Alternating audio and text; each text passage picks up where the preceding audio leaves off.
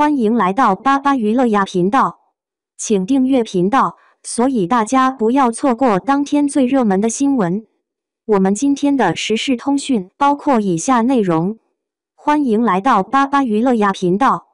请订阅频道，所以大家不要错过当天最热门的新闻。我们今天的时事通讯包括以下内容：深前导演敢选，诚意敢演。真人版柯南破案谍战题材真心上头。2024版深前的双男主阵容一度是让人质疑的，更是和大反派的张天阳饰演起了一根筋的云红旗，诚意饰演的云思申也并不让人看好，毕竟这是他第一次挑战谍战题材。众所周知，演员除了演技外，也讲究角色的兼容性，让诚意去当特工似乎有点勉强。要知道，特工的形象是越低调才越安全的，诚意是精致儒雅的气质，难免显得太过高调了点。不过，导演似乎也考虑到了这一点，诚意饰演的云红申一上来江湖地位就是很高的云家小少爷，而这个角色也不是什么潜伏型的特工，云红申表面是特工，事实上他却更像是民国版的柯南，主要以找线索为主。剧情从曲文志的死开始，似乎就隐藏着一个巨大的秘密，来不及传递信息的云木之只好以死来暗示组织事情存在重大的变故，希望组织收到信息后能赶紧制定解决方案，揪出昆吾并阻止敌人阴谋，成了云红申最大的动力。云木之给他留下的这个任务特别的艰巨，虽然云红申已足够优秀，但敌人却每快他一步，总能在云红申一找到新的线索之际，就马上掐断信息的来源。云红申与敌人在刀光剑影中的见招拆招，是这部剧最大的亮点。可以看出导演在设定上的别出心裁。诚意饰演的云红申跟以往的特工是有很大不同的。如果说传统的特工是一张暗牌，那云红申就是一张明牌。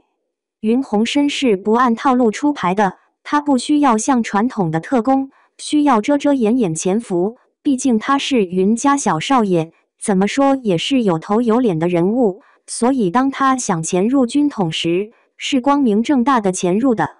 当然也是光明正大获得长沙站站长柯敬平认可的。而柯敬平面对亲信们对云红申的质疑，更是理直气壮怒骂正式全站的无能，才要迫不得已去启用云红申这种有能力的外人。所以不得不佩服编剧这样的设定，看起来就是这么的合情合理。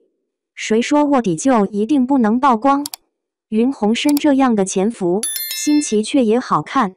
他的理由也很得当，对外敌目标是一致的。在云木之牺牲后，云红申像是一夜长大，比起哥哥云红旗，他更像是云家真正的支柱，无论是大局观还是本身的情绪，他都能更好的驾驭。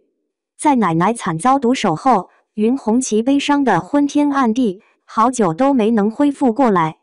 而同样悲伤的云红申，很快都冷静了下来，撑起了摇摇欲坠的云家，并用最短的时间锁定了米小姐就是凶手。诚意版的特工不是最强的，却是最体面的。云红申是当着最体面的云家少爷，拿着军统的高工资，干着自己的热爱事业，清除着各种叛徒，并让文业明更加坚定地改投我党。然而在云红申的帮助下，军统那边也获得了相当好看的成绩。如果没有云红申的深入，光凭副站长与凌寒的狗咬狗，敌人还没清除，军统就已经千疮百孔，自己崩盘了。诚意这个角色其实并不好演，毕竟他的身份是很特殊的，不管是敌人还是军统的人都在盯着他，只要稍微安排的不够合理，就会变得漏洞百出。云红申这个角色同时也很复杂，他从小到大就是随心所欲的，在云木之还没牺牲时，就曾让他参加过一些小任务，很明显，虽然个人能力强，但没什么团队精神，比较不听指挥。在接起云木之衣钵后，云鸿深终于知道遵守纪律有多重要，也明白只要稍有不慎，不但会让自己深陷泥坑，也会导致很多战友无谓的牺牲。在得知哥哥私下潜入白庆奎定盗取资料后，云鸿深一脸严肃警告哥哥下不为例，因为这不是在帮忙，而是在害人害己。